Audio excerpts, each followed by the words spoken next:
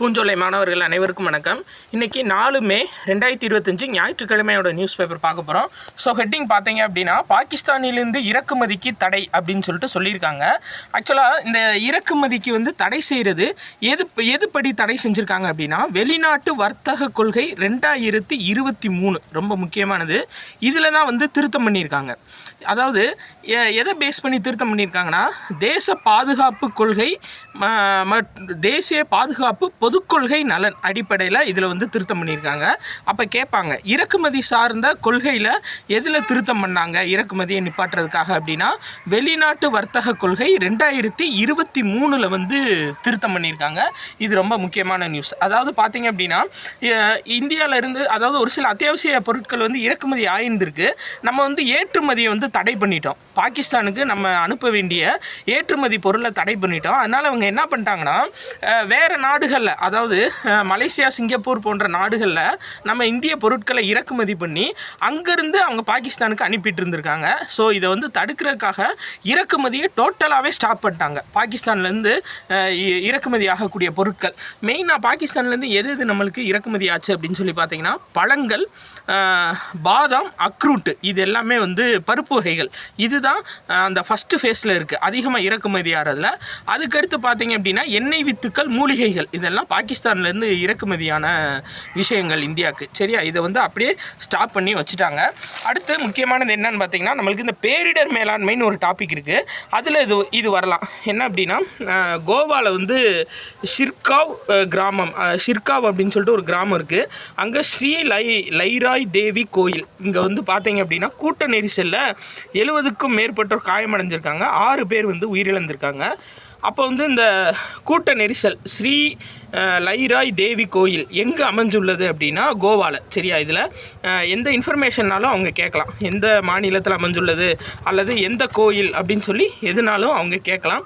இன்னொன்று பார்த்தீங்க அப்படின்னா, தீ விபத்தை தொடர்ந்து ஏற்படும் பேரிடர்களில் முக்கியமானது எது அப்படின்னு சொல்லி கேட்பாங்க. அது பார்த்தீங்க அப்படின்னா, மூச்சு திணறல். அதான் மெயின். தீ விபத்தில் தீ விபத்தை விட மூச்சு திணறலில் தான் அதிகமான நபர்கள் உயிரிழக்கிறாங்க. இது ஓல்டு கொஸ்டினில் கேட்கப்பட்ட கொஸ்டினாகவும் காணப்படுது டிசாஸ்டர் மேனேஜ்மெண்ட்டில். அதனால் தீ விபத்தை தொடர்ந்து ஏற்படும் பேரிடர்களில் முக்கியமானது ஒன்று எது அப்படின்னு சொல்லி பார்த்தீங்கன்னா, மூச்சு திணறல். சரியா, அடுத்தது பாருங்கள், இந்தது முக்கியங்க. அதாவது சாதிவாரி கணக்கெடுப்பு சார்ந்த இன்ஃபர்மேஷன் பார்த்துட்டு வரோம். ஆங்கிலேயர் ஆட்சி காலத்தில் சாதிவாரி கணக்கெடுப்பு நடந்த ஆண்டு எதுனா 1941. இது முக்கியமான இன்ஃபர்மேஷனாக பார்த்து வச்சுக்கோங்க. ஆங்கிலேயர் ஆட்சி காலத்தில் சாதிவாரி கணக்கெடுப்பு முறை நடந்த ஆண்டு எதுனா 1931. சரி, அடுத்தது பார்ப்போம். உலக பத்திரிகை சுதந்திர தினம் மே 3. சரிங்களா, இதில் என்ன சொல்லியிருக்காங்க அப்படின்னா, ஊடகத்துறைக்கான உலக தரவரிசை பட்டியலில் இந்தியாவோட இடம் 151. சரியா, ரொம்ப மோசமான ஒரு நிலைமையில் இருக்கும். சரிங்களா, ஊடக சுதந்திரத்துக்கான உலக தரவரிசை பட்டியலில் இந்தியா 151வது இடத்துல இருக்குதுன்னு சொல்லி கொடுத்துருக்காங்க. அடுத்தது தமிழ் வார நிறைவு விழா. ஆக்சுவலாக நம்ம பார்த்தோம்ல, ஏப்ரல் 29 மே 5 வரையும் பாரதிதாசன் அவரோட பிறந்த நாளை பார்த்திங்கன்னா தமிழ் வார விழான்னு சொல்லி கொண்டாடிட்டு வந்தோம். அது நிறைவு பகுதிக்கு வந்திருக்குன்னு சொல்லி கொடுத்துருக்காங்க.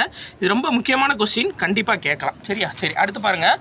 இந்த மாநில உரிமைகளை விட்டுத்தர மாட்டோம் அப்படின்னு சொல்லிட்டு ஒரு டாப்பிக்கு கீழே கொடுத்துருக்காங்க.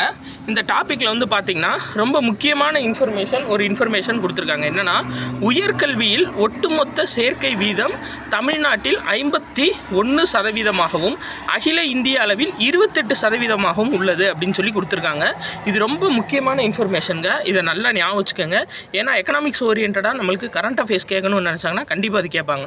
உயர்கல்வியில் ஒட்டுமொத்த சேர்க்கை விகிதம் தமிழ்நாட்டில் எவ்வளோ அப்படின்னா, உயர்கல்வி சேர்க்கை வீதம் 51%. சரியா, பாதிக்கும் மேற்பட்டோர் உயர்கல்வியில் கண்டிப்பாக சேர்ந்துடுறாங்க தமிழ்நாட்டில்.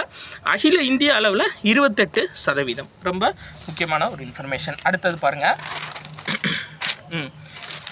இந்ததுங்க என்ன அப்படின்னா, மும்மொழி கொள்கையை ஏற்க முடியாது அப்படின்னு சொல்லிட்டு தமிழ்நாடு அறிவிச்சிருக்காங்க. எதுலனா என்சிஇஆர்டி கூட்டம்.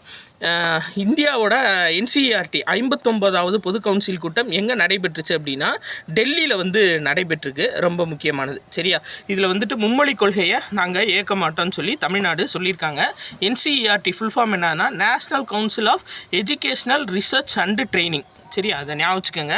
அதே மாதிரி இந்த பிஎம் ஸ்ரீ திட்டம் அடிக்கடி வருதுங்க சரிங்களா, நியூஸ் பேப்பரில். பிஎம் ஸ்ரீ திட்டம் அப்படின்னா என்னென்னா, prime minister schools for rising India 2020 சரியா, 2020 இது ஆரம்பிச்சிருக்காங்க.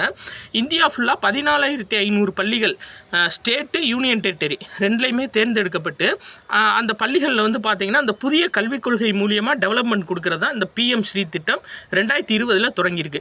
இதுக்கு வந்து ஃபண்டு எப்படி பண்ணுறாங்கன்னா, சென்ட்ரல் கவர்மெண்ட் 60 அப்படின்ற ரேஷியோலையும் ஸ்டேட் கவர்மெண்ட் வந்து 40 அப்படின்ற ரேஷியோலையும் இதுக்கு வந்து ஃபண்டு ஒதுக்குறாங்க. இது ரொம்ப முக்கியமானது.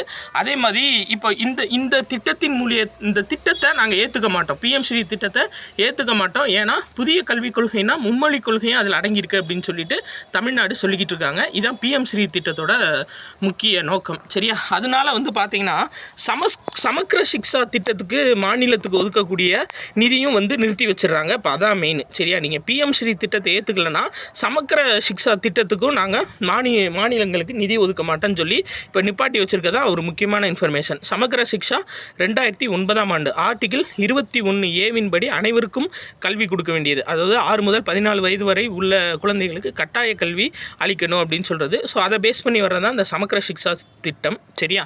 இதையும் ஞாபகம் வச்சுக்கோங்க, பிஎம் ஸ்ரீ திட்டத்தையும் ஞாபகம் வச்சுக்கோங்க. சரி, அடுத்தது பார்க்கலாம். அதாவது புதிய வான் பாதுகாப்பு அமைப்பை வந்து கொள்முதல் செய்ய போகிறாங்க இந்தியா. இதுக்கான நேம் வந்து எதுவும் சொல்லலை சரியா. ஆனால் இது எது மூலியமாக இயங்குது அப்படின்னா இன்ஃப்ராரெட் தொழில்நுட்பம் ரொம்ப ரொம்ப முக்கியமானதுங்க. ஏன்னா போன எஸ்ஐ எக்ஸாமில் வந்து கேட்டாங்க ஃபாஸ்டேக் வந்து எதை பேஸ் பண்ணி இயங்குது அப்படின்னு சொல்லி, ரேடியோ வேவ்ஸ். அதே மாதிரி இந்த வான் பாதுகாப்பு இயக்கம் எதை பேஸ் பண்ணி இயங்குது அப்படின்னா இன்ஃப்ராரெட் தொழில்நுட்பத்தை பேஸ் பண்ணி இயங்குது. அதே மாதிரி புல்லட் ரயிலுக்கான கட்டமைப்பு நடந்துட்டு வருது சரியா. இந்தியாவோட முதல் புல்லட் ரயில் எங்கே அப்படின்னா மும்பை டு குஜராத் மாநிலம் அகமதாபாத் இடையே வந்து புல்லட் ரயில் வந்து முதல் புல்லட் ரயில் ஓடப்போகுது இந்தியாவில் சரியா. அதனால் மும்பை டு அகமதாபாத் சரிங்களா, அதுக்கான கட்டமைப்பு வந்து நடந்துகிட்ருக்கு. அடுத்தது பாருங்கள், புதுடில்லியில் குடியரசுத் தலைவர் அங்கோலாவோட அதிபர் ஜோவோ லொரன்சோ இவர் வந்து வந்திருக்காரு இந்தியாவுக்கு சுற்றுப்பயணமாக சரிங்களா. ஆப்பிரிக்க நாடான அங்கோலா நாட்டோட அதிபர் ஜோவோ லொரன்சோ வந்து வந்திருக்காரு. வேறு எதுவும் இதில் வந்துட்டு இன்ஃபர்மேஷன் இல்லை. ஏதாச்சும் ஒப்பந்தங்கள் போட்டாங்கன்னா நம்ம நாளைக்கு இதை கண்டிப்பாக பார்க்கலாம் சரியா. சரி ரைட், அடுத்தது பாருங்கள். இதில் முக்கியமான இன்ஃபர்மேஷன் என்ன அப்படின்னா இந்த இது சொல்லியிருக்காங்கங்க, அதாவது ஊராட்சிகளுக்கு சட்ட அதிகாரம் வந்து கொடுக்கணும் அப்படின்னு சொல்லியிருக்காங்க. ஏன்னா எல்லாமே வந்து கேஸ், அதாவது கோர்ட்டுக்கே வருது.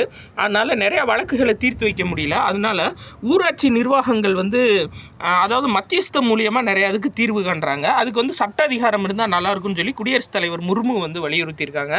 இதில் ஒரு இன்ஃபர்மேஷன் கொடுத்துருக்காங்க. என்ன அப்படின்னா 2016 ஆண்டுலேருந்து இப்போ வரையும் கரண்ட்டாக நீதிமன்றத்தில் 7.57 லட்சம் வழக்குகள் சரியா.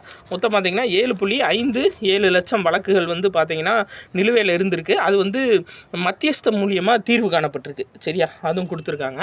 இதில் வேறு இன்ஃபர்மேஷன் எதுவும் இல்லை. இதான் மெயினுங்க. அதாவது ஆஸ்திரேலியாவில் மறுபடியும் தேர்தல் நடந்திருக்கு. மறுபடியும் பிரதமராக அவரே வந்து தேர்ந்தெடுக்கப்பட போகிறாரு. யார் அப்படின்னு சொல்லி பார்த்திங்கன்னா ஆளும் தொழிலாளர் கட்சியை சேர்ந்த அந்த நாட்டின் பிரதமர் ஆண்டனி அல்பனேசி சரிங்களா. அப்போ கனடாவோட புதிய பிரதமர் யார் அப்படின்னா ஆண்டனி அல்பனேசி. இவர் எந்த கட்சியை சேர்ந்தவர் அப்படின்னா தொழிலாளர் கட்சி சரியா. ரொம்ப முக்கியமானதுங்க சரிங்களா, கண்டிப்பாக கேட்பாங்க. ஆஸ்திரேலியாவோட பிரதமர் பேர் என்ன அப்படின்னா ஆண்டனி அல்பனேசி. இவர் தொழிலாளர் கட்சியை சார்ந்தவர் சரியா. சரி, அடுத்து பாருங்கள். இது நம்ம நேற்றே பார்த்தோம். என்னென்னா உலக சைவ சித்தாந்த மாநாடு வந்து சென்னையில் நடைபெற்று 3 நாட்கள் நடக்குது. இதில் வந்து சைவ சித்தாந்தத்தோட முக்கிய கூறுகளாக ஒரு 3 இது சொல்லியிருக்காங்க. என்னென்னா ஆன்மா, கடவுள், உலகம், இது மூன்றுக்குமான புனிதத்தை உணர்த்துகிறது அப்படின்னு சொல்லியிருக்காங்க. இது வந்து நம்ம எக்ஸாம் பாயிண்ட் ஆஃப் வியூவில் பார்க்கணும் அப்படின்னா நீங்கள் ஹெச்ஆர்என்சி எக்ஸாம் சரிங்களா, அது எழுதுனீங்கன்னா உங்களுக்கு இது கேட்பாங்க. சைவ சித்தாந்த மாநாடு எங்கே நடைபெற்றுச்சு அப்படின்னா சென்னையில் 3 நாட்களாக நடைபெற்றுருக்கு. இது வந்து இதோட கூறுகள் என்ன சொல்லியிருக்காங்க அப்படின்னா இது ஆன்மா, கடவுள், உலகம், இது 3க்கும் முக்கியமான புனிதத்தை உணர்த்துகிறது அப்படின்னு சொல்லியிருக்காங்க. ஸோ முக்கியமான இன்ஃபர்மேஷன்ஸ் ஃபுல்லாக பார்த்தாச்சு. இன்றைக்கி 4ஆம் தேதி நியூஸ் பேப்பரில், நாளைக்கு 5ஆம் தேதி நியூஸ் பேப்பர் பார்ப்போம். உங்கள் ஃப்ரெண்ட்ஸ் எல்லாத்துக்குமே ஷேர் பண்ணுங்கள். நிறைய பேர் 6 months கரண்ட் அஃபேர்ஸ் கேட்குறீங்க.